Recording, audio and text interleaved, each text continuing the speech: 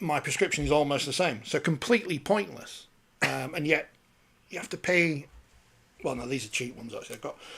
I paid for the expensive ones at the opticians because I didn't like it when they say, they'll like say, no, can I just have the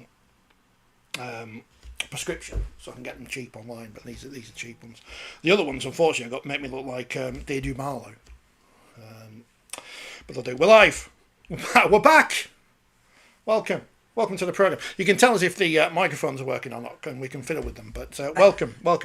We are back. Good evening. Here is the news from the BBC. We're either BBC announcers from the 1950s, or as it's known, Wimbledon in 2024, or rock stars. We could be Elvis Presley or Rick Astley or someone. Coldplay. We could have been at Glastonbury or Wimbledon, but we're not. We're here with you for a Monday evening, 1st of July. It's Canada Day. You remember Canada? A few years ago, Sandy came in and brought us donuts. Now she watches Wrexham. Are they Canadian? You've got Canadian connection. But don't talk internationals. No. Well, we have to because we haven't got a paper, so we don't know what else happened this weekend. I mean, I could read out the championship results. I tell you what, if you want to be a home team, play at Bellevue, because Halifax, they won there. And they're not from Wakefield. Everyone's filtering in. Good evening, Emma. Welcome. Carsten's here. Hello, people. Carsten will have a view on International Rugby League. He's Swiss, isn't he? And England plays Switzerland. Are you watching the football, Carsten, on Saturday, or are you watching Hull KR versus Catalan Dragons? That's the big question. Also, because we've got to do positivity, I want you to fill the chat. I don't know why it's not come up on my screen, so that's good, isn't it? With would you rather, or which would you love to be at least, Glastonbury or Wimbledon? Because I think both would be not my kind of people. So I've been to Wimbledon once, and it was an event. And I think if you like events and you're only going to go once, you should go, because it actually is smaller than you think. Mind you, when I went, they didn't have covered courts and things. The strawberries were expensive, I remember that, and there was queuing involved. But it was the outside courts. I like going down to Roundhay Park. And you know as many of the players there as well. It's like uncovered pictures. I don't know, Glastonbury, no, we're not here to talk about it, but all that does is confirm you're old, because you don't know who many of the headline acts are anymore. I was in a taxi the other day and they had Capital Radio on, which the young people had no idea what was going on. No idea. A bloke called Jimmy Hill was the DJ. That's not Jimmy Hill. It's the bloke with the chin off the football. Chinny Hill. Welcome to Rugby League's podcast. Paul would rather go to neither. Both over commercial. We're back. We're back, like the Renegade Master. Live, talking Rugby League on a Monday. And it's good to be back, as they say. No, let's not go there. Thank you for joining us. Yeah. You notice we've got a big poster of Rob Burrow on the table, which you can hardly see. I kind of like 2-bit tribute to him. He's there, look. He's there. England. He played for England. He did. And England played on Saturday. The problem is that me and you didn't have any problems getting the stream on. So all the people on the internet who say it didn't work, we can't sympathise with you because I guess we could sympathise because it did work and we had to watch it. But international rugby is dead. We had the full 4 hours uninterrupted. Yeah, even the anthems, they weren't very good. Well, I think that we need to divorce what happened on the field with the way it was portrayed off the field. Should we talk about the on-field first then? Well, I think that France won the jerseys and the anthem singing. Yeah, lovely shirts, the French. And because the effects microphone wasn't turned up fully, I think we must have got off the referee's microphone the team singing the national anthems, and I think what we can say is French are generally better singers than we are. We need some more Welsh people in the squad. That's the problem. So well done, France, on that front. The games. Yes, I think a lot has been said about this international weekend and why it's a waste of time. But let's just analyse the games and see where they did or didn't work for both of those nations. Should we start with the women because it was on yes. first? It was the first part of a international flavoured triple bill at the Stade Ernest Wallon, where more people wanted to watch a championship game than Toulouse and Featherstone. There is a mitigating factor for that, but we'll come to that later. Is it the flights? No, it's more to do with the fact that Toulouse Rugby Union had won They won the thing, didn't they? European Championship and had their celebration in the centre of Toulouse while the internationals were going on. They'll do anything to drag us down, won't they? But you can't plan ahead for stuff like that. Like England playing in the football. Why are Sky not moving it? Because they're not. Because they're not covering the football. They've got to put the rugby on anyway. Deary me. You can watch two things at once if you want to. I mean, I'll be coming back from Leeds, so England women beat France, and it was and they held them to 0 again. So I don't know how many minutes that is they've been left without a point conceded against them. They didn't concede against Wales last year either, did they? No. Nor in the French international. The last points they'll have conceded will have been in the World Cup, which was a long time ago now. But new players coming into the squad, all seem to fit in quite nicely. Amy Hardcastle looked like the Amy Hardcastle of a couple of years ago. And France, there's some men in the team, according to the team. that can't be allowed. That's not allowed, surely. Talk about levelling up. I think the looking at it from an England point of view, it was a chance to integrate some new players, and that happened. From a French point of view, I think we do need to bear in mind they'd played the week before in a more important game. Correct. That they actually got qualification for the 2026 World Cup, possibly announced this week where it formally is. And they'd been to Serbia in 38-degree heat the week before and won, and that was their primary objective for this year. And I think we know that because obviously there isn't even a vestige of a semi-professional league in France, to get a squad together to play 2 games in a week, one in Belgrade and one then at home, not easy. No. So to lose by 42-0 as opposed to 64-0 the last time they played, something there for France as well. It was okay. It was everything we thought it would be. And yes, you're right. The senior England players are a level above. You know, we've had the good fortune this last week of watching the final Women's State of Origin game, and so whilst we can see the gap between ourselves and Australia, we can also see the gap between France and ourselves, and it will take time to bridge that gap. But if you don't play, you don't ever build the foundations to bridge that gap. You know, there's people, and this goes for both the men's and the women's internationals, who say, well, this was a waste of time, we should be playing Australia or New Zealand. We'll be saying the same thing when Australia and New Zealand beat us by 30 odd points, and we go, oh, what's happened? I think we've got another issue which we will come to about the international window, which is now only in the Northern Hemisphere. I think that is a major problem in getting these games on with sufficient notice and interest behind them, and them being meaningful.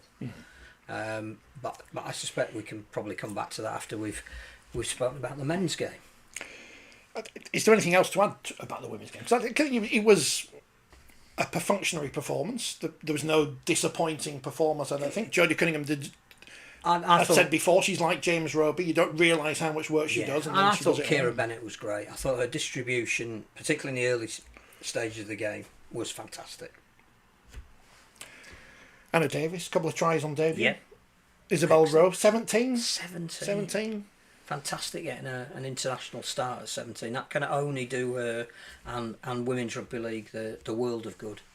I hope people, well, I know not everyone did, but I hope people went and listened to the chat I had with Stuart Barrow and Jodie Cunningham beforehand, because they said lots of interesting things about lots of interesting topics. I think the main one to pull out of the bit with Stuart Barrow was the fact that, because I asked him point blank, Wales qualified for the World Cup. That's good. Yep. Because we need more competition here. Again, they're not going to be at England's level because they are very much new. They didn't exist in 2018. So we need to build them up. They've only got one team that is effectively the Welsh national team playing at a standard, which is Cardiff. So I said in the past, perhaps players in the men's Welsh team have done well and do well for their clubs and then get called up by England. And he says he's not going to do that, so that's good because we had picked someone from Ireland. And didn't pick him. I think we spoke to Catherine Slater after Wales had qualified for the World Cup, who has been in every Welsh team since it was formed in 2019. I think they played the first game. She's at London Broncos, and she was saying that qualifying for the World Cup will open a lot of doors to other athletes that particularly obviously from rugby union, that will say, oh, our rugby league's got a bit of a pathway and they're playing in a World Cup, and there is a chance that if I can then get picked up by one of the leading clubs, I might even get paid to do it. And if I'm really good, the NRLW might do it. So she thinks that it will open up opportunities for more women have either Welsh heritage or who play other sports and are Welsh that want to give rugby league a... It can only be good for the sport, but they'll only do that if we keep playing international rugby league and Wales can qualify for World Cups, and there's still a space. So Greece will be playing Ireland for the opportunity to go into the Women's World Series to qualify for the World Cup. Ireland are looking to build a domestic women's competition. Greece have just started one. It's all that's where the growth is in the sport. So. Women's State of Origin, 25,000 people for the first ever decider. It's all the metrics are going upwards. The television viewing figures, the sponsorship that the Origin women had. Major companies in Australia, McDonald's on the shirts of both teams, and they're quite big. Why haven't people why haven't people picked this up then? Why are people not picking this up then? It is it is a growing thing. If you've got if you're on the internet, right? There's loads of space on it, right? It's like my hard drive. There's loads of space on it at the minute. Eventually, it's going to be filled with videos like this, and it'll be rubbish. But there's loads of space. But there's not loads of space and loads of words being written about England beating France and all the impressive performances. I think it all got caught up with the fact that international rugby league is clearly dying, and it wasn't worth putting the weekend on. And what's wrong with international rugby league and how we fix it? And then you lose sight of the fact that that's one part of the argument, and the other part is what actually happened. Isn't the great irony that, as revealed by Stuart Barrow on our channel, that Origin could be a thing for the women ahead of there will be a test match in the autumn. We don't know who it will be against yet. I mean, we could probably toss a coin and work out which team it might be, because it's probably only going to be one of two. And it'll probably be as part of a double header at Wigan or Headingley. I don't think I'm speaking out of turn. I'm just guessing. But Origin might come in. So it's for all those people who want it back in the men's game, where there's no room in the calendar and the clubs won't allow it because they won't. Will I think it depends how you determine Origin. Because if it's just the county of Yorkshire against the county of Lancashire, and you're merely going to split up your Super League teams. I think you've fallen into the trap that we said right at the very beginning. You shouldn't. Don't ape the men's game. I'm pretty sure that limits you, and the women deserve more than that. Their footprint should be bigger and different. We said the same about wheelchairs. So I don't like the Origin concept. I think that's self-limiting. It's outdated. Having a test trial, what you call it, how you decide if you're going to select somebody from London Broncos women or the Army, which team they fit. I'm all for that, but just don't call it Origin. Don't limit it to red against white or Yorkshire against Lancashire. Greens against Reds, wasn't that a trial in the 50s? Someone can tell me. Probables and possibles. Probables and all them kind of things. Have guest celebrity coaches. I don't know. I don't know how we're going to do it. People, I say, Paul and Robert have both been on the YouTube saying they haven't been able to find the highlights. I think they're on YouTube now. I clicked onto the rugby-league.com website, which is different to rugbyleague.com, and if you click on the link at the top, it takes to the highlights on YouTube. But yeah, that brings us on to another thing, but we'll talk about that after the men's game, which was they started slowly. I mean, terrible timing. 8-0 down. Terrible timing. Blame the coach, because England play 3 games this year. Well, the coach wasn't there. He wasn't there. That's not very good timing, is it? But he wasn't there. But England eventually pioneered, that's not the right word, driven by Tom Johnson, obviously. Wakefield's Tom Johnson. Scoring 2, setting up countless tries. Ash Hanley, look at him. It's like all that Leeds connection with Hanley and Harry Newman. I thought Leeds were rubbish, by the way. Oh, yeah, they are. They had to get rid of their coach because they were rubbish. But scored 2 of the tries, them. 40 points to 8. I don't think it was a great game, nor a vintage performance, but what are England supposed to do again? Well, again, I think it mirrored the women's game in the sense that it gave France an opportunity to pick as strong a team as they could. And interesting that they flew someone in from Sydney Roosters, which they've not done before, and that shows the Trent Robinson connection there. He's still, I think, overseeing the director of rugby role for France Rugby League, and he's on the lookout for talent. We got the opportunity, we being England, as I am English, got the opportunity to blood some new players who we all know that when the NRL players come back into the fold probably won't get selected. But they're given an opportunity, and that, you can't do any more than play well enough in your domestic competition week in, week out to be given that opportunity. As you say, the first 20 minutes was all France, 8-0 ahead. It got back to was it 18-10, and Mikhail Gudemond had the ball forced from his grasp as he was putting it down by Harry Smith. Great piece of defending from Smith, but Gudemond should have scored. That would have made it 18-14. Could have put a little bit more pressure on England, but they finished really strongly. Mikey Lewis coming off the bench playing at hooker, burst through, set up a couple of tries. It was a decent. George Williams dictated in the middle of the field. It was a decent show. Player coach George Williams. Yes. I don't. I mean, again, I've not heard any of the post-match stuff, so I don't know. I don't quite know what happened. We have to show a little bit more respect to the fact that this was France's 90th anniversary, and I think not naming our team until the Monday, our coach going in for a minor ankle operation that turned into be something more serious because it got infected and he couldn't fly. A little bit disrespectful, I think. His assistant coach Andy Lass couldn't get a flight straight away over from Perpignan to be here, so first training session George Williams is the player coach, and you think all of that, they're going on a scheduled flight and that gets delayed at Manchester Airport by, was it 6 hours they were wandering around Manchester Airport. Again, it's all adding to this feeling that it isn't the occasion it should have been to celebrate the 90th anniversary of French Rugby League. And we've said it before, if you don't know the story of French Rugby League, it's the story of Rugby League. It's about resistance and constantly fighting your corner and overcoming adversity and never giving in. And a lot of the DNA of our sport is encapsulated in the story of French Rugby League. Go and read Mike Rylance's books, they're brilliant.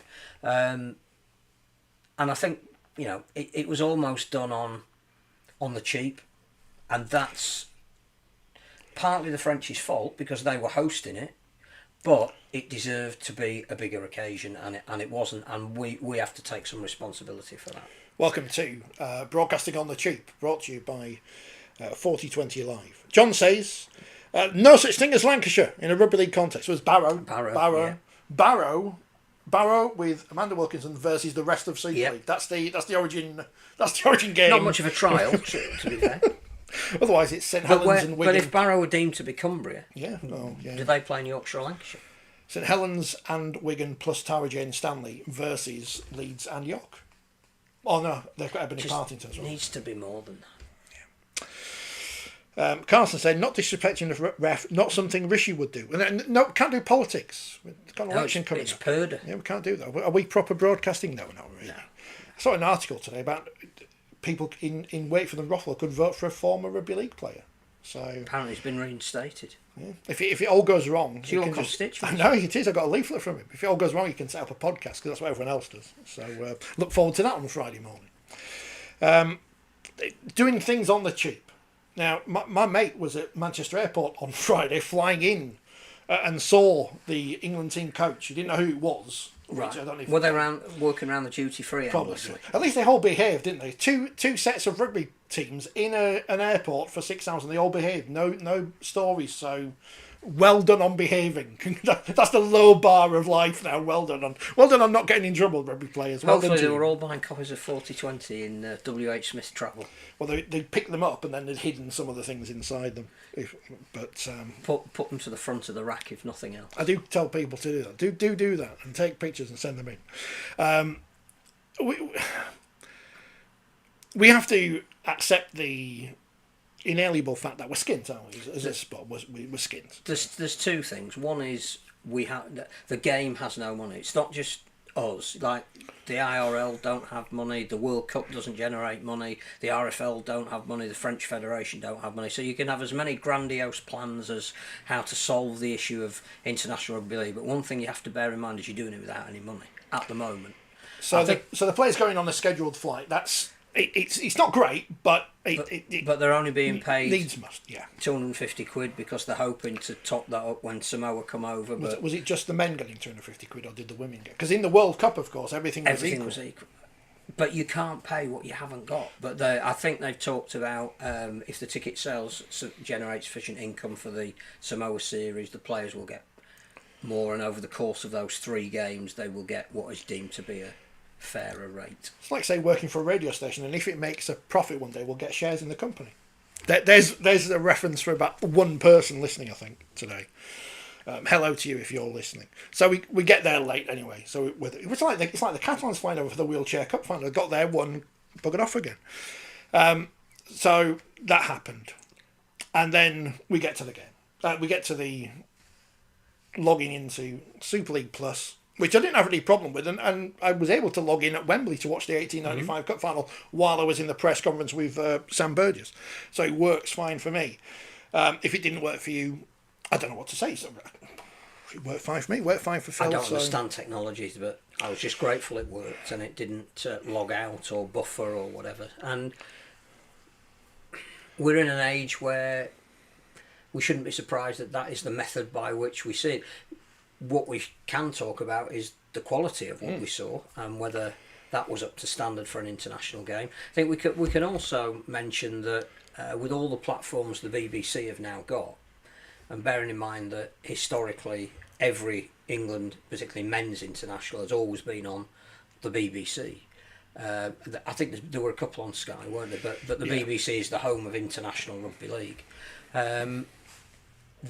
They could have taken the pictures and put it on BBC Three or the Red Button, and that would have added a little bit more credibility and kudos to the event. But I didn't think the quality of the production was what you would expect for an international game. And having, because I can only speak from experience, and that Challenge Cup final in 2018, because I was there and I saw what we did. We had to produce that to a certain standard to be allowed on the BBC website. So, and that was with 2 cameras, one of which I manned for a little bit. So, don't tell the unions. I guess the problem is it wasn't going to be on normal telly for whatever, because when did we announce it? 2 months before? Yeah, not we announced it before. So there's Glastonbury on, there's the Euros, there's Homes Under the Hammer, the Athletics, which usually would be on the TV, that was on the Red Button. Sky had a myriad of things. They're not interesting. Why would they show it? People saying why aren't Channel 5 showing this? Why are they going to tear up their schedules for a couple of international games from a sport they cover none of the time? Unless we get Jane McDonald to present it and sneak it in stealthily to Channel 5, that's all we can do. But we didn't do that. And the quality of the coverage. And bear in mind, things like Channel 5 has shown the world's senior snooker or the world's senior darts, which is of a basic coverage level compared to the BBC doing the snooker. Yep. But still, it was a cut above what we had here, which I'm assuming was produced by the local broadcaster who do the Toulouse games. So. And you couldn't blame the commentary team, who clearly were in a hermetically sealed box about 1,500 miles away. I'm assuming there no were effect keys or something. Yeah, I mean that didn't help, did it? If not the fact that the commentary wasn't coming from the ground, because I think in this day and age, I think we all accept that commentary can be done from wherever, especially when on TV coverage of rugby or any sport really. The commentators are commentating off the pictures you're seeing, otherwise it would make no sense because they will be describing things you're not seeing, and that doesn't help. Whereas on radio you can say whatever you want.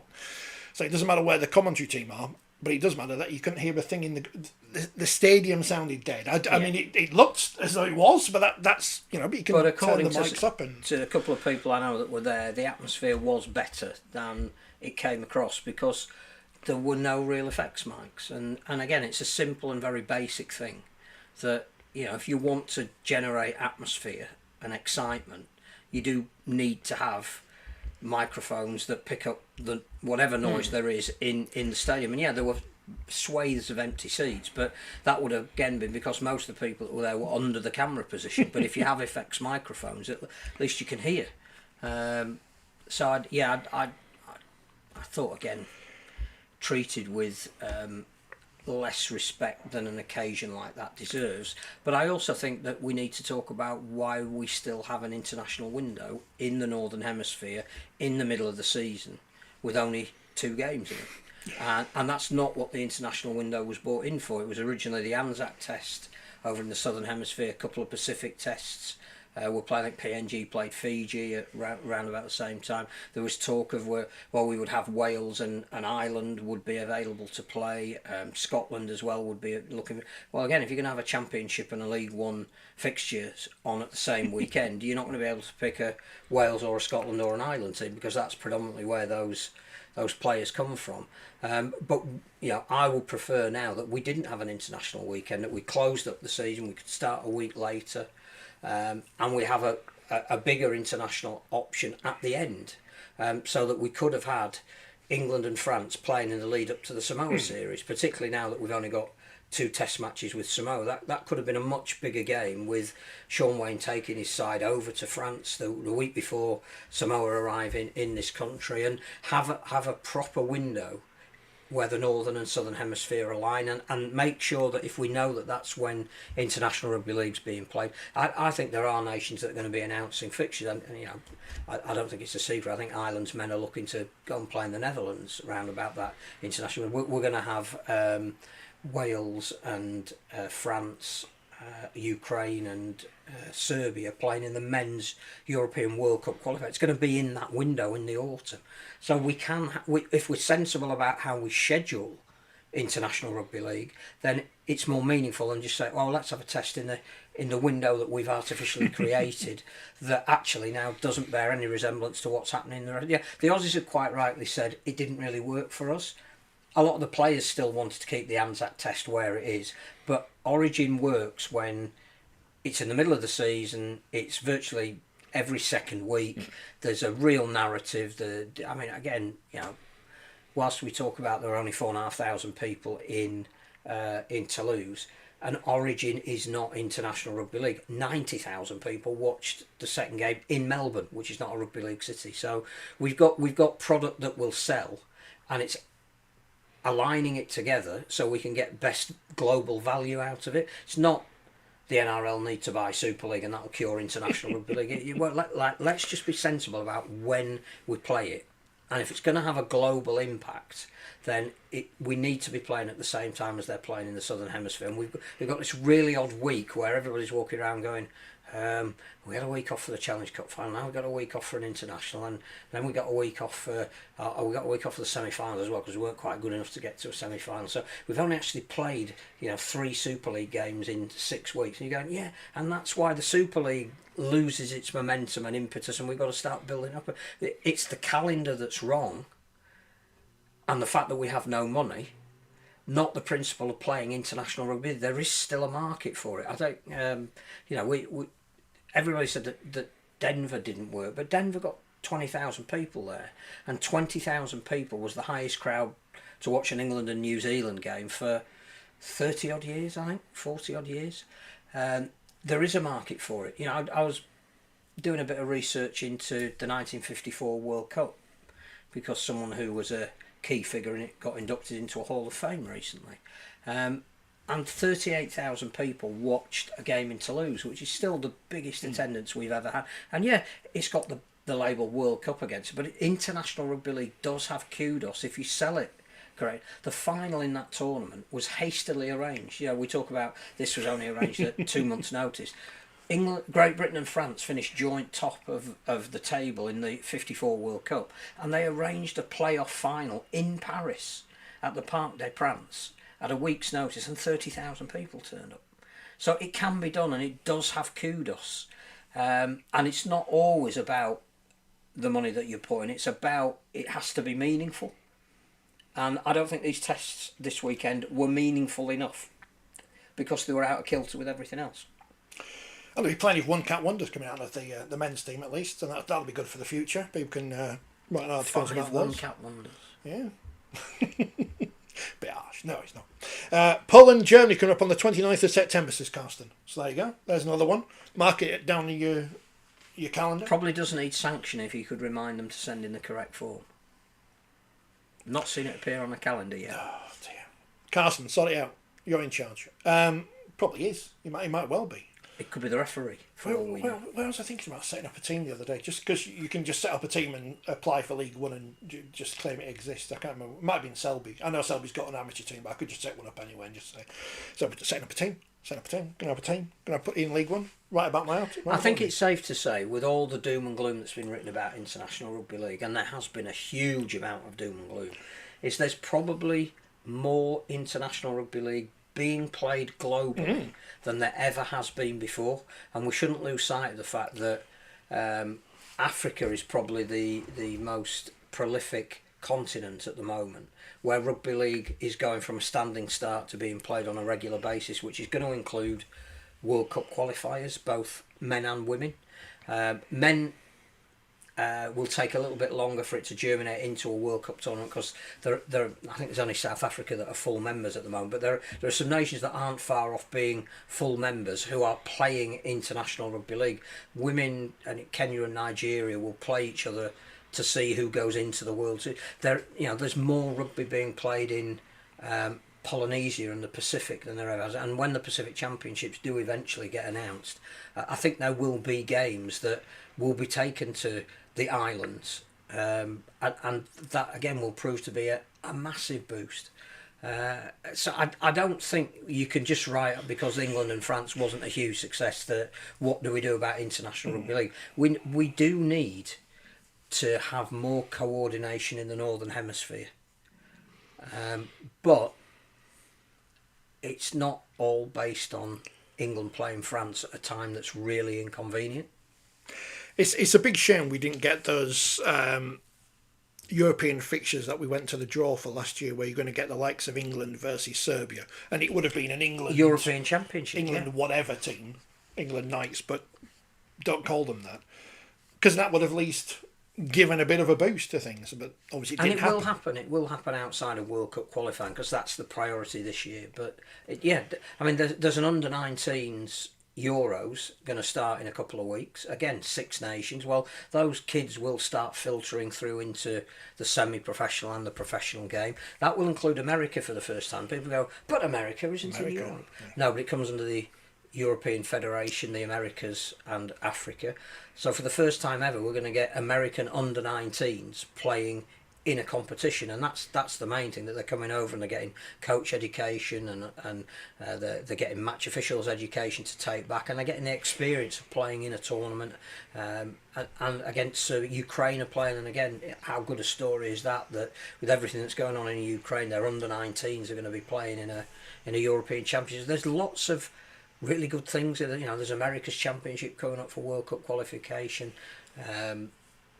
And I don't have a problem with the fact that we're now sticking some standards in there either. So Brazil were a great story in the last World Cup, Brazil women, but there has been no spin-off in Brazil. There is no competition currently being played in Brazil, so they're not being invited to qualify for the next World Cup. And I sort of get all that, but don't mix up this was a low-key weekend for International Rugby League with International Rugby League is dead. But if this is all you're writing about and reporting on, then you don't know any of the other stuff, because it's you have to do a bit of work to dig into that. I know they haven't announced the Pacific Championships for this autumn, so that's obviously it's happening. They just haven't announced. It's a barrier to what I'm going to say next. But we know England are going out there next year to play in the Ashes, because the women are going out there as well. Because Jodie Cunningham mentioned it, and she said all the players are going to try hard because they want to go play in Australia. We need to know where those fixtures are going to be, so we can book our flights, because Australia's a long way away and it's expensive. And it takes time to save up. So, come on. Yes, the problem we've got as a sport, and we've always had it, is our calendar is too fluid and it isn't announced far enough in advance. So we make a big song and dance about saying, we've got a calendar now till 2030, and what do we actually know? We know that it took far too long to arrange the Samoan series, but that was, again, an economic issue, but it wasn't solved quickly enough. We know that there's supposed to be an Ashes series in 2025 in Australia, which would be perfect preparation for the World Cup the following year. We know that there's a World Cup in 2026 in, fill in the Southern Hemisphere nation of your choice that starts with A. But that hasn't formally been announced yet. We know that in 2027 there's going to be a Women's World Cup. 2027 Kiwis coming here. Nothing announced yet. 2028 Women's World Cup, 2029 Wheelchair World Cup, 2030 Men's World Cup. All of that was nailed on a year ago, but we don't have any details, and that's where we fall down. And that's where it isn't necessarily always down to money, it's down to having the right logistics. I'm sure there's something else about the internationals I was going to say, but it can't be that important because I can't think of what it is. But basically, a lot of these great, grandiose ideas of how we can save international rugby league come down to money we haven't got. Yeah. Although, if Yorkshire County Cricket Club, who I understand have been in crisis recently, no money, they stream their games and they've got a sponsor for it. So if you're out there, commercial people, get involved, get some sponsors. And I know the coverage wasn't great at the weekend, but you can do basic coverage. See, here's the problem with the thing, right? Why was it not on YouTube? Because immediately you put it behind the Super League Plus barrier and people have to register to go on. Right, that's fine. I know why you've done it. I understand why you've done it. It's to get data. But you're also disenfranchising an older audience, because I know of some people who are close relatives of mine that said, how do I watch this? You can't. You can't. Well, you can, Yeah. but you've got to go on your computer, which you probably don't do that often. You've got to find a site that you've never been on before. You've got to register. You've got to log in. You've got to set up a password. They're not going to do it. So, and I know they'll say, but we need a new young audience. But if you're disenfranchising a large proportion of your existing audience who actually want to know where to find it, something's gone wrong. I know there's a difference between the words can and could. So you could put it on YouTube so everyone can see it. So then when Craig Murdoch is saying, don't forget you can sign up Super League Plus, $49.99 for the rest of the season. I've got the script imprinted in my head because he had to say it over and over again. And don't forget the Samoa series. And don't forget this. You know what you could have done? You could put a graphic on screen. I'd say could, but I don't know if you can, right? Because I can say now, why do you subscribe to the magazine? It's out every month. And if you haven't been to the website, why do you get your phone out now and click on this QR code? I put a QR code on screen. The podcast people can't see this, but I've put a QR code on screen. You can scan it.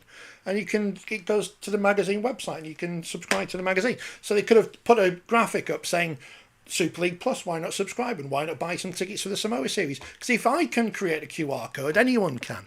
Let me get rid of the QR code now. It's gone.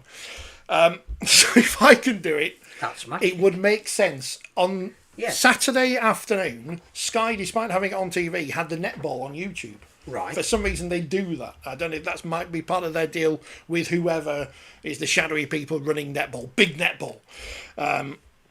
So we've been asked the question by C. Hello, C. Sorry if it's already been mentioned, it hasn't, but what's IMG's role with International Rugby League? They've been non-existent for what I can see. They are the new bogeyman. Everything that's to blame is IMG's fault. What do IMG have to do with? We need a scapegoat. What do IMG do with International Rugby League? Or the England team? They are involved in negotiating rights, but again, negotiating rights and having broadcasters that want to show your product are two different things. But that isn't part of their Super League engaged brief directly. They are employed, I believe, by Rugby League Commercial. I think certainly for World Cups they have been used by the International Rugby League Federation, or International Rugby League as it's known now. Again, to negotiate rights for World Cups, but I don't think we can blame them for everything. What have IMG when they're given ever 2 done months to? What have IMG ever done for us? Hey, IMG. Also, IMG are employing a sufficient amount of people to help the wider promotion of rugby league in areas that are not as distinctly obvious as. What are you doing for us? I want to see like Jodie Cunningham's at Wimbledon today. That will have been arranged by IMG. I assume she was at Wimbledon. She was watching some tennis. I don't think it was that stuff Danica was at last week. But, right. It looked like Wimbledon. Proper tennis. I can't imagine any, not real tennis, that's a different thing. But I can't imagine that if you're watching a grass court tennis tournament this week, you're probably at Wimbledon. I think they're doing a lot of cross promotion. The individual social media platforms of the clubs is being in part directed by IMG. IMG were asked to bring in grading. They've done that. You know, as you say, they are. Jackson Field at Headingley can solve every problem if only they picked him. She's definitely at Wimbledon, and it's definitely thanks to IMG. Aha. Tick on bucket list. She's up having Pims Rugby league on players Henman Hill stroke Murray Mount watching the tennis. I don't understand why if you go to Wimbledon you watch tennis on a big screen rather than not watching a court. Well, but I'm not. That's no criticism. To go to Wimbledon. No criticism. IMG IMG you House. have to sit somewhere to eat your punnet of strawberries. I've got to shake my thing to do something. It's not working. It says IMG House was insane, so I'm assuming she must have been there with IMG getting some free granola or something. Well, I mean, do you play so that's what IMG's working this on. game with cards and things? I mean, I've registered for it, and I should apologise for the lack of updates on the fantasy thing, but real life has overtaken, so we'll start that again next year. That's IMG. They are doing things. Just not always visible. They are facilitating things. They're not suddenly going to find 1 million commercial partners. It can't be because the sport has to be bigger to do that. It can't be a coincidence that clubs have certainly stepped things up in terms of their social media, and not just Super League clubs, but and teams outside. Game days as well, and all. You know, they are having an influence, but not in the sense that. And that is what IMG did. So on Saturday, when I go to Leeds St Helens, should I find Jodie Cunningham and say, "How was the tennis?" Yes. What was the free granola like? Yeah, and didn't some players go to the darts and and England won the World Cup of Darts and sent out a message because Michael Smith's in the England team. I mean, granted, it's easier for England not to win the World Cup of Darts. And here's a perception thing, because the PDC Darts World Cup, they just made it up to fill another slot on Sky when there's nothing on. There is the Darts World Cup, which is an actual thing that's been going on for donkey's years, but because it's not on TV, no one cares about it. So no one knows who's won that or whatever. So here's the perception. The weekend didn't happen for most people, because if they looked in the papers today, well, they'd have probably only read about the men's team because the women's team got no coverage. They don't know it happened. So international rugby league's dead, but the people don't know that. So it doesn't matter. International wheelchair rugby league's not dead because we're just England, France, and we have violence and stuff. Bring back Great Britain, they say. So I did some research. Who says bring back Great Britain? People who need to fill the internet with opinions on international. Because one of the things you say, well, when Great Britain were around, it was big. So Great Britain, which of course is England, Scotland and Wales. So in the history of Great Britain stroke England when it was England for a bit, the Northern Union 13, how many games were played outside of England? And this is one of those quiz questions which Phil loves Only Connect because it's the most least pretentious thing on TV. I can't get past the opening credits. If there's a maths question, the answer's either like University Challenge. Yeah, you have to guess it's either 0 or 1. So the number of Great Britain internationals outside of England, 1. In Edinburgh in 1911 or whatever. So the Great Britain brand, spread the game. The Great Britain brand, they've played more games in Italy than Wales. Venice. So Wales, which is fertile ground for rugby, we know this. Great Britain never played an international there, despite all the great Welsh players who've moved north from day dot. Again, I think there is a case for Richard Lewis. Well, is responsible for let's split it down from Great Britain to the respective nations, because he realised that there was an economic issue, and the way to get money was Sport Scotland to pay for Scotland, Sport Wales to pay for Wales, Sport England to pay for England. But his plan had Great Britain reforming every 4th year, specifically to tour. So Great Britain would never play at home; they would be the Lions, and that makes perfect sense, because when you look at somebody like James McDonnell, who actually didn't get his 1 cap for England, in the World Cup he played for Ireland. He's eligible for Ireland, and in an interview in the week up to, he said he wouldn't rule out playing for Ireland again, but nobody knows when. Ireland's fixtures are and if those fixtures are going to be meaningful. So as a professional sportsman, you want to play at the highest level you can. But if you knew that for 3 years you played with your nation of either birth or heritage in meaningful fixtures amongst those nations that acted as a trial for Great Britain, and in the 4th year they went to Australia, New Zealand, the Pacific Islands, hopefully as we grow the sport, the Americas, you could even take them on a rewarding trip to the Caribbean or whatever. As long as you've got meaningful fixtures for Great Britain, that should be part of your international calendar, and it's an aspirational thing then. And then Wales becomes stronger because Sean Wayne isn't picking off their players, and Ireland becomes stronger because again I looked at Ireland in World Cups and the players that were eligible to play for them and the quality of those players.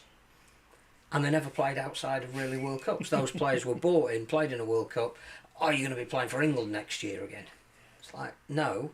Once they played for Ireland, if they're happy with the setup at Ireland and they know they're going to be playing meaningful games against teams of similar strength and ability, then Luke Keary can come back and play. He's going to, all being well, sign for Catalan Dragons while he's here. The next 2 years, he can play for Ireland as well.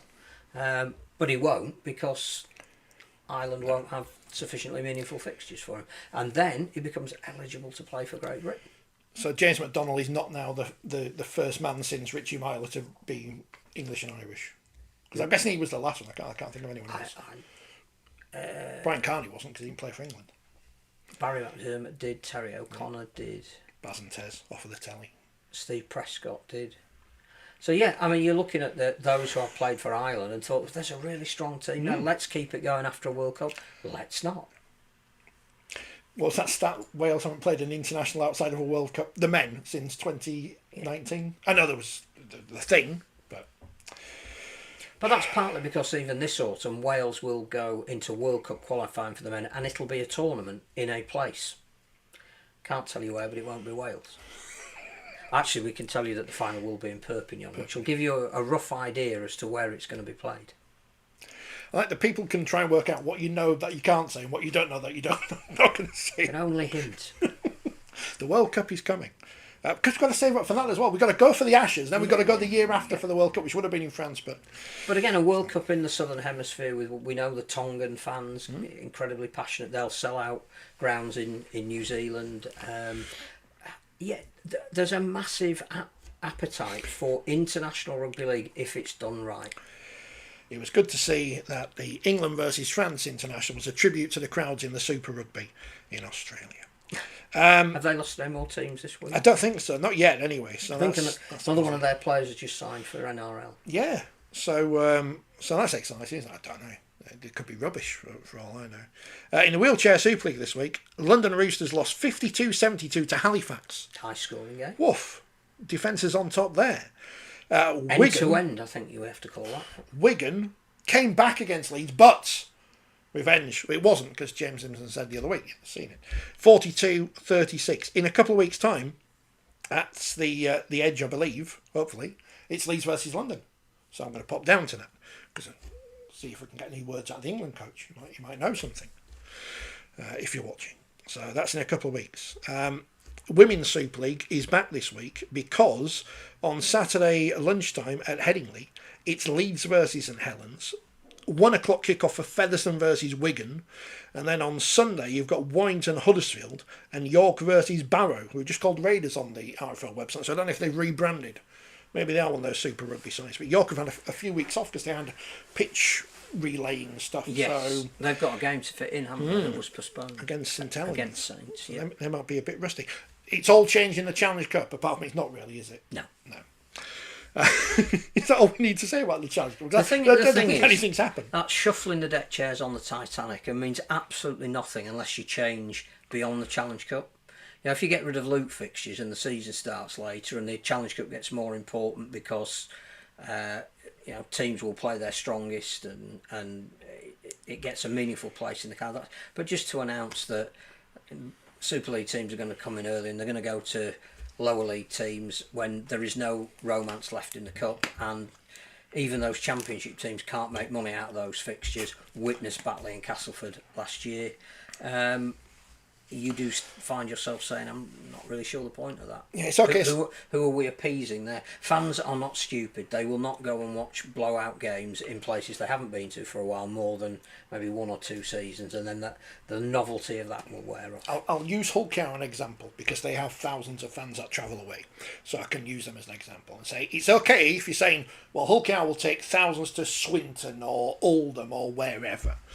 I don't know why I chose places in Lancashire there, but I have. But what about the teams in Super League who don't have as many away supporters? What they're not going to bring many people to Swinton or Oldham or Hunslet or wherever, are they? So it either do something radical or just don't bother, because it doesn't seem much different to this year. It's just meh. the way it was announced. Where's the group stage? Where's the group stage we were promised? Well, I don't even think that. I think, again, we're not addressing the issue which we've spoken about on many an occasion, that there is now a huge distinction between full-time teams and part-time teams. We're trying to promote the 1895 Cup as a valuable vehicle, and I think we should. And changing this doesn't even address any of that. And so the jury's out until we see whether we're going to drop loot fixtures in Super League and change the actual season format. Good news for the viewers rather than the podcast people, because the microphone's still the same. But James Child, who's not here because he's busy selling houses, he says he loves the new microphones. Pity it doesn't improve the content quality. Oh, that's because he's not here. No, apparently the audio's better though, so that's good. Right, okay. I mean, these were cheap. I'm eating his biscuits then. Well, he did say you can have his biscuit. The European Championship football, which is on at the minute, it's probably on now. One of the sponsors is one of those websites where you buy cheap tap from abroad. Now, I don't know how that's happened, because you used to be able to buy knockoff football shirts. Promoted by David Beckham. Yeah. He'll do anything for £1. But we could throw him the magazine and give him £1 and say, yes, best rugby league magazine in the world. Not that there's many of them. I've travelled the world, says Phil. Let's say C, even. Around the world watching the Welsh football team, but don't travel 40 miles to watch the Welsh Rugby League team, because I don't feel that they truly represent Wales. I feel no attachment to them. Phil's point about Irish players parachuted in for the World Cups is why he doesn't feel that attachment. So, which is a shame, because you go watch the women. Watch the women's team. But then part of the reason for that is we don't have professional rugby league in Wales, and that, again, if you want to talk about the history of the sport, is one of the scandalous missed opportunities going back to the birth of Northern Union, that some of our top clubs would rather have raided Welsh talent than leave it there and support the leagues that were founded on 3 or 4 different occasions. So, but the fact that we barely got a presence in Wales, hats off to North Wales Crusaders for keeping going, is one of the reasons why you're not going to get a lot of Welsh-born players playing for Wales. But if you had Welsh players of heritage and quality playing in fixtures every year leading up to a World Cup, and Wales are qualified, I think you probably would support them. Support the Welsh women's team. Yeah, they're worth supporting. And the wheelchair team. Yeah. And the PRL and all the other things. And support the men eventually.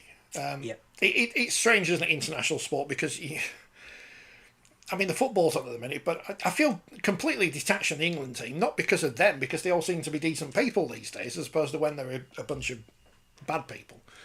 But just the negative. I know this is negativity sells, and we should do more negativity on the podcast instead. But it's just the word is toxic. It's like being a Leeds Rhino supporter, Phil, because all you can hear is people. The coach is rubbish. The players are rubbish, even though they still and scored all the tries for England.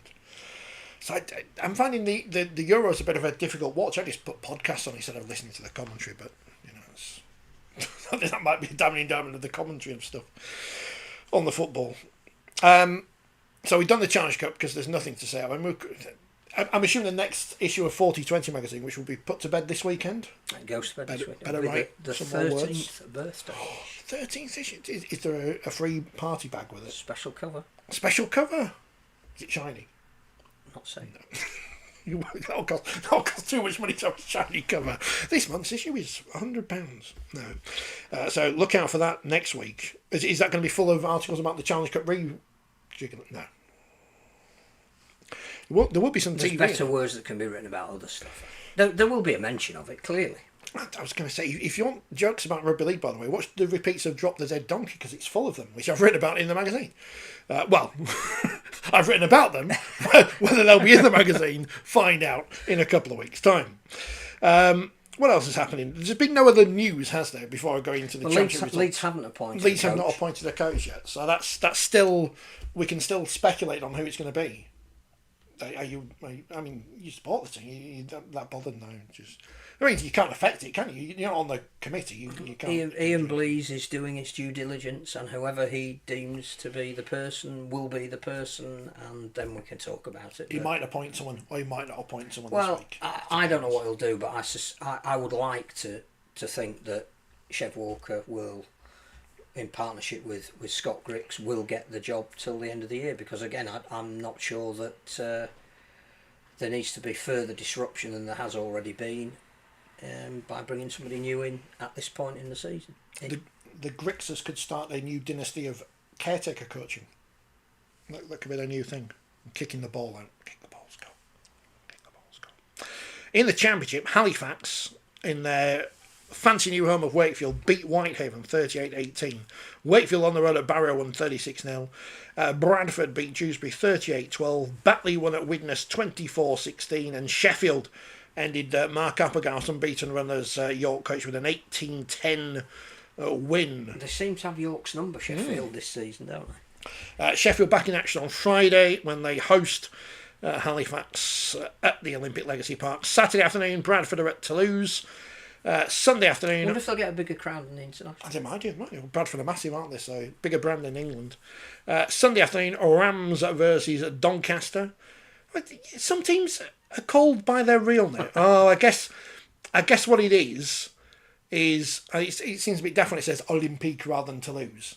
But Doncaster don't have a suffix, and neither Whitehaven, so I get it now. But then on the women, Wakefield versus Batley. Featherstone versus Whitehaven, York versus Barrow, and Swinton versus Widnes. Widnes, who surprisingly beaten by Batley this week, and that is a big game for Swinton because they've fallen into a bit of a hole recently. Sorry, Martin. They are 13th in the table, but they are 6 points above Dewsbury, who are bottom. Then come Barrow, Halifax, Whitehaven, and York all on 10. Doncaster on 11. Batley and Featherstone on 12, Widnes on 15, Bradford and Toulouse on 18, Sheffield on 20 and Wakefield on 26 in the Championship. So that is going as you would expect. It's a bit... It is what it is. League One, there's nothing else to say about it. It's like every year one Wakefield team is at the top. Very good. Yeah. Well done, Wakefield, you've won again. So. Without conceding a point. No. And signed Ollie Russell for next year. Who knew? Everyone. Came as a complete surprise. There's been no other exciting transfers that have happened that no one knows about, have there? Nick Cottridge has gone to Catalan Dragons, which is a good signing for them. So they're losing their two wingers, but they're now getting Tommy Mason and Nick Cottridge. That's pretty good recruitment. And if Luke Keary is going as well, then that's a good replacement for Jordan Abdul, who's going to Hull. Cornwall, of course, it is Canada Day, so they could have been Ottawa, but they're not. No, it's Toronto, obviously. They lost 16-10 to the Crusaders. That was a close one. In the Michael Fish derby, Newcastle 10, Midlands 44. Oldham beat Hunslet 30 points to 6. And Keighley won on the road at Workington 37-18. This week in League One, it is Newcastle versus Whitehaven. No, Workington, sorry. Because it says town. It's almost a local derby, isn't it? Crusaders versus Hurricanes and Cougars versus Hornets. I'm sure that's a film. In League One, doesn't work. Top of the table. Does the Hornets. Yeah. Top of the table. Oldham and Keighley on 22. Rochdale and Hunslet on 16. Midlands and North Wales on 12. Workington on 8. Cornwall on 4. Newcastle on 0. And they'll be joined by some other random team next year. Or not. Or not. Because there isn't any money. Could there be more teams? Could there be more than one team added to? No. Not two, because that'd be again. It will be one, but I don't think we're going through the same economic argument as Australia getting team number 18 in the NRL, which now looks like it's going to be Perth.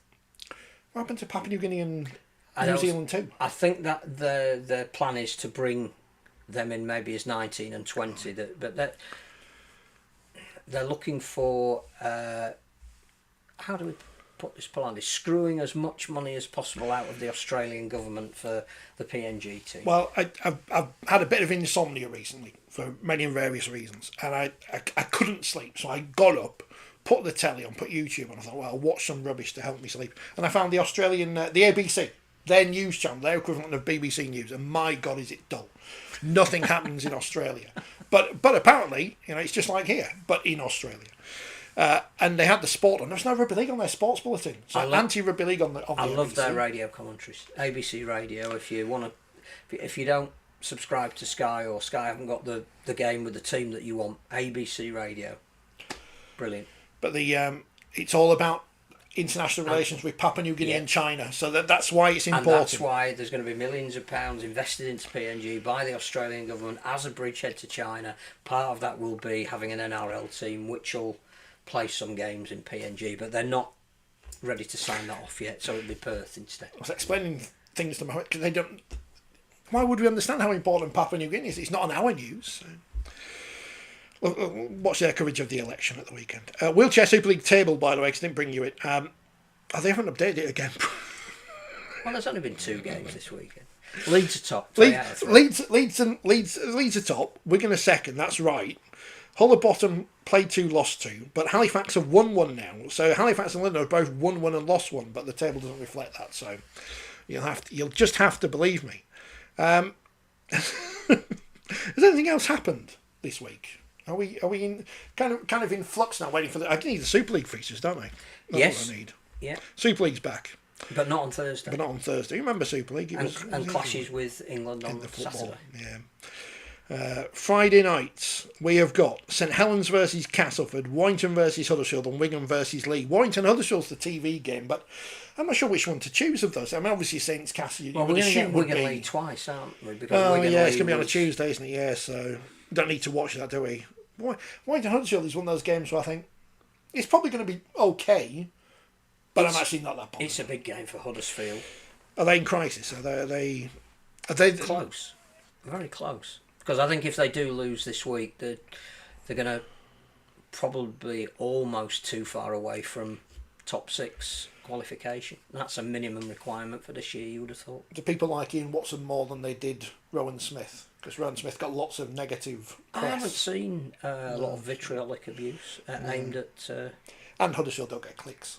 So Leeds, the men, Rhinos, that's not their name, I don't know. Say it like that. They play London on Saturday afternoon, and that's great. It's a double header. I can go watch Leeds. It's everything that's wrong with Luke fixtures. It's the same fixture that was played a month ago. Oh yeah, it was. Oh yeah. Maybe I might go at half time. We'll see how I feel. But followed by Hull KR versus Catalans. Why don't you change it? The Catalans they can't just change their flights, can you? So could we have foreseen that? No, because it was so complicated, the format for who qualifies where and when, that it could have happened at any point over the weekend. You go, well... Hull KR will still get the 8,000 fanatical fans. Which they won't tell us anyway, because they turning up at Sewell Craven Park. And they'll, I suspect, have a screen somewhere where they can relay what's happening in the football. But no, Well, everyone hates England though anyway, so if you want to go, go. If you don't want to go, don't go. But it's not Sky's fault, it's not the RFL's fault. It's IMG's fault. It's not Hull KR's fault. It's UEFA's fault. And on Sunday, Salford versus Hull. So that would be... on the Sunday afternoons, do I go and watch Wakefield play Batley, or do I just sit on the sofa and watch some rugby for free? It's tricky, isn't it? But this is where IMG have got us. Every game's on TV. I don't feel that I have to watch every game on TV, but I can just put that on, mute the telly. It doesn't matter who the commentary. It could be Mark, it could be Rod Studd, it could be anyone. But I'll just mute it and listen to a podcast instead. Or this podcast over and over again. That will cure your insomnia. Finish writing my column. That kind of thing. Hopefully not by Sunday. No, it will be done before then. Maybe Wednesday. Should we say Wednesday as a deadline? I don't know.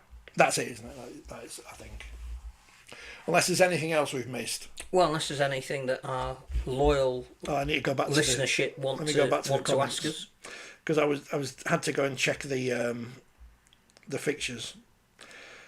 Kevin says Warrington or England. Now there's a dilemma. Well, what would you rather do, Kevin?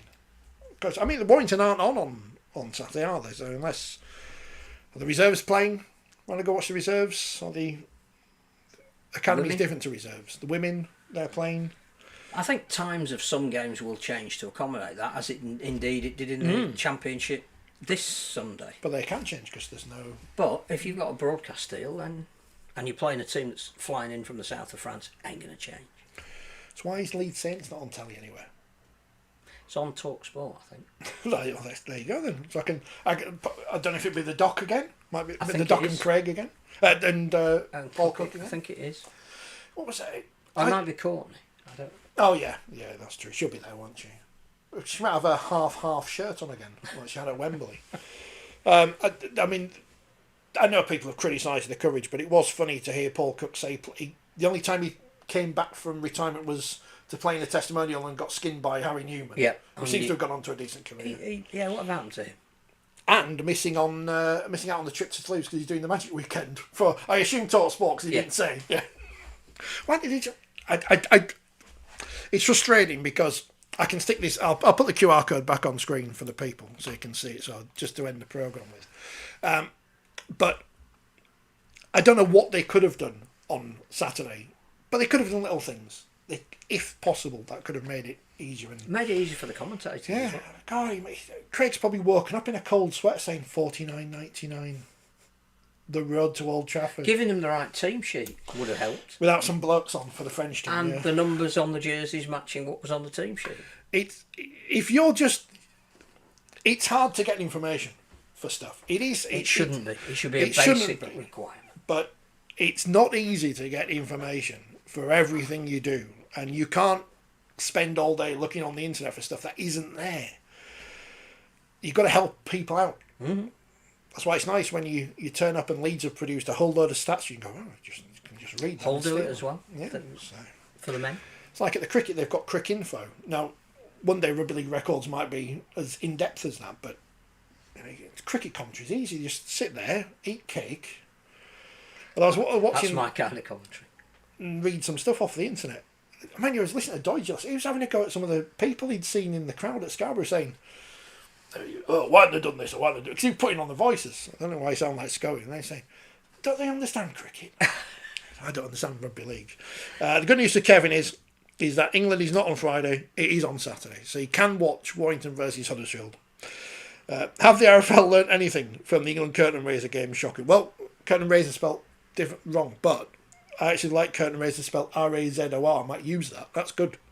They might learn something, Kevin, but we'll have to wait until we play in France again. So when's that scheduled in? 2026? They need money.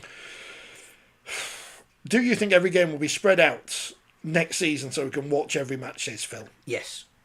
There you go. I think that's one of the things IMG would insist on. How can England-France be a warm-up game? Well, it wasn't really, was it? It's kind of how we framed it as an aside, but it's like the 1895 Cup and the Challenge Cup final. Sometimes the main event is not, it's like in the boxing. Sometimes they have the main event on in the middle of the card and then stick some rubbish on afterwards. But not saying Toulouse Featherstone was rubbish because I didn't watch it. But I didn't give the Toulouse Featherstone. Who won? I'm assuming Toulouse. Yeah. To nil. I think it was 22-0. Oh dear. Like that. Not a good afternoon then. But I'm sure we'll learn. I don't know again, until there's some money from somewhere. And let's be thankful that we didn't fall at the altar of that private investment stuff, because it seems to have completely screwed up Rugby Union. Yeah. And basketball. Yeah, who's in charge of basketball? Was Sir Rodney Walker last time I checked? I think he stood down again. He might be back at the snooker to continue that reign of terror. Oh dear. And they never named the new stadium after him in Wakefield. Well, I think we're done. Enjoy the rest of the week. We'll be back on Monday. I don't know if James will be back. He might be too... It might be a change of government the next time we're back. Might be busy selling houses. If you've got a house to sell, contact James. Yeah, as long as it's worth 7 million quid and in a certain defined postcode area. If he gets a percentage, he could buy International Rugby League. He could buy it. James Hopefully he'll be back on Monday. Yeah. If not, we'll get a cardboard cut out of him. He's got his own microphone as well, so it's just in a box over there. So we'll be back next week. Thanks for watching. Thanks for listening to the podcast. Please leave us some nice comments as opposed to the people who left nasty ones last week that I had to delete. It wasn't very nice. I mean, I can take some abuse, but not all.